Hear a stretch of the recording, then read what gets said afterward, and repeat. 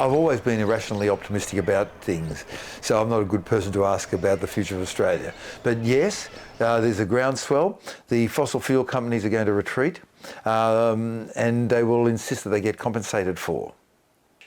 Australian Parliament has passed a climate bill. It's a step in the right direction. It's not enough. It's a step in the right direction. Let's keep going. It may be changed in the future. I hope it's made better. We could go to maybe 5% of our emissions of carbon dioxide, 37 billion tonnes a year. We could go to 5% of that within 10 years if we followed the example that America took on the 7th of December 1941, when they got bombed at Pearl Harbor. They shut down all their car factories and all the businesses and said, you've got to stop what you're doing. You're now going to shift over into making weapons of war. To have this production happening, there were changes through the society. For the first time, they had to start paying these people called women the same wage as men. And the minorities, they paid the same wages as men, white men. And they brought in government-funded childcare. The disadvantage of all of this was that they were killing people. But in a war against climate change, we won't be killing anybody, we'll be making the world a better place. So, day 18. Wow, we're getting mighty close to the finishing line. We're just here at Maintain. It's called Main actually. A little country town. Just went and got a little pie and met some locals, and they heard what I was doing and who I was raising money for, and they just got their wallets out and just donated me some cash straight off the bat, which was pretty legendary. We stayed at Narandera last night and got smashed by floods on the way in. I probably took this bike through about maybe 2 feet of flood water, which made me really smelly because flood water stinks.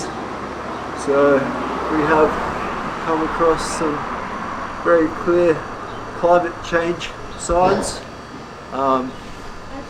and yeah, it was probably for about maybe 80 metres.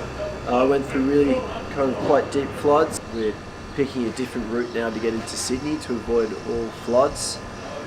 We've seen every single little bit of terrain out here. We've dealt with hail, we've dealt with heat, we've dealt with howling winds, and we have now dealt with floods.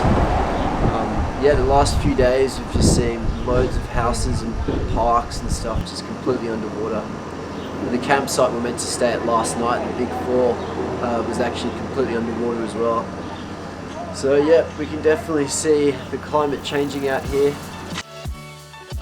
Extreme weather events are increasing across Australia, and this is not going unnoticed.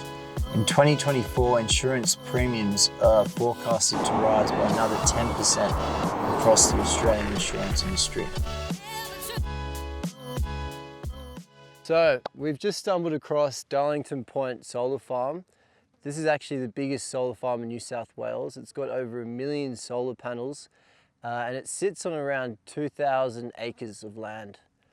It powers around 115,000 households. So if you do the maths, we only need about 250 of these to power the whole of Australia if every Australian had a household, which is crazy to think. It is on 2,000 acres, which sounds like a lot, but after crossing Australia, you see how big it is. And Australia overall is around 1.9 billion acres. So we can definitely fit 250 in, I reckon. The crazy thing, which is clear as day for me, is that these things aren't just great for the environment and helping maintain the world in Australia, it's also cheaper. So we need loads of these so we can power up all of our households in Australia and then live off clean energy. It seems so clear to me. The thing that's crazy to me is that solar isn't just cheaper, it's also environmentally friendly.